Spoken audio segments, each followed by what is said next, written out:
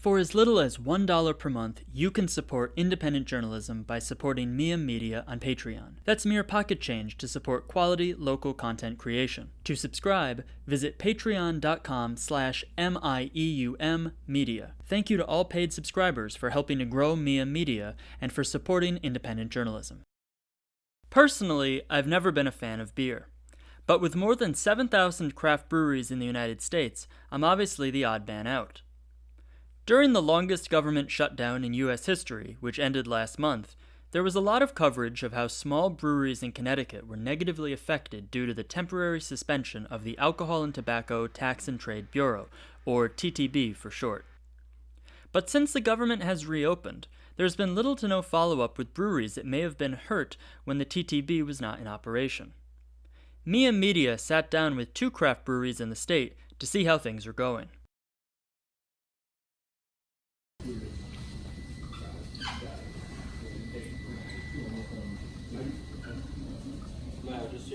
So the TTB, it's a federal organization that regulates all of the brewers and alcohol manufacturers in the country. So beer, wine, spirits.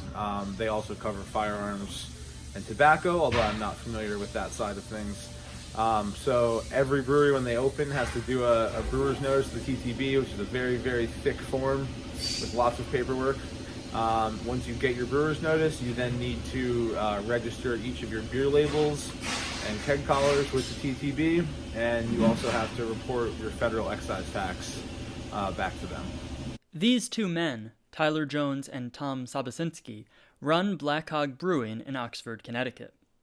They told Mieum Media that during the shutdown, the TTB was unable to review and approve labels that are required to sell beer in stores. What does the government check for? Sure. So here's an example. Here's one of our cans, and this is the label that we actually have to submit to the federal government. Again, certain things are required to be on there.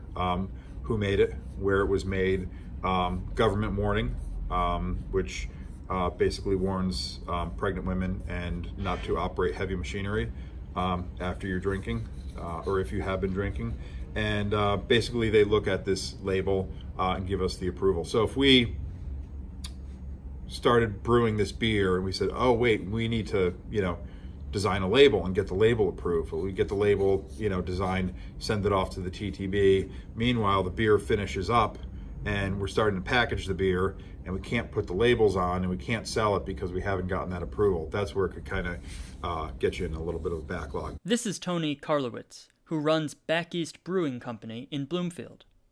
Tony told Mieum Media that his brewery got lucky during the shutdown. But fortunately for us, we really didn't have any specific problems or any specific losses. Fortunately, with that, like I said, just the 2 labels that we recently, about 25-30 days ago, we sent those in for approval. So we're still waiting on those. So there's a little bit of backlog from that, but fortunately, no direct negative impact. I mean, we were fortunate. I heard a lot of horror stories with breweries that had applications, new breweries with applications in process. Ironically, even though they were shut down, they did actually cash the excise tax check that we sent to them on time for the last quarter. However, at Black Hog Brewing, they weren't so fortunate. If beer's not on the shelf, you can't sell it. So we're still kind of catching up now to our schedule.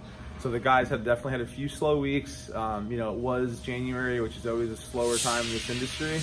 In the brew schedule, it's nice to hey, we're coming out with something special for the springtime so we can brew it, because beer takes time. On the quickest turnaround possible is a 2-week time. Then you add dry hopping or you add lagering, so it gives us those spring releases are kind of what we're brewing in the slow time to have, because the core beers aren't selling as much.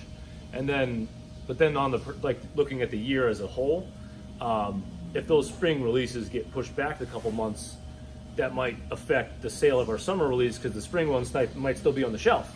So It's kind of, we don't even know the full impact yet.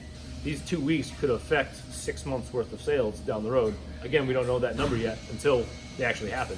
Because we have all the orders for our summer seasonal, if people start lowering the requested because the spring season was still on the shelf, we'll find that out in another month or two. While both breweries appeared concerned that future shutdowns could impact the craft brewing industry, they also said that the TTB plays a necessary role. It'd be nice to be able to do whatever we want, but at the same time, the things like whether or not you have to put the alcohol by volume on there, the net contents. Getting this label approval is like the first that starts the snowball effect of, all right, we have a label approval, that means we can order cans. What's the lead time on that? All right, then I know when I can actually start producing the beer, because there's a lead time on how long it takes the beer to produce, so that everything's in-house, ready to go, beer's finished, it gets packaged, it goes out the door. Because the second that's packaged, a timer starts where that beer is going bad. A lot of people don't understand that there is a process beyond just like, oh, it's just the label, it's just the can. But yeah, that label being approved so that we can actually sell it puts everything else into effect of actually producing the beer and when it comes out and timing wise.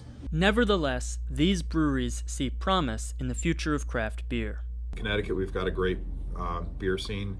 It's not just about the big macro beers. I mean, people have really come behind to support their local businesses, their local breweries, and we craft a really good product that we're proud of and want people to enjoy it responsibly. Just kind of think about the flavors you're enjoying, think about the process that went into the multiple hands of people who brewed it, packaged it, shipped it, got it to you. So there's beer is a very big world of employment for the state for sure, but just it is a craft, it is an art that you have to train and learn about and respect the craft is more than respecting the art that went into making the liquid for sure. So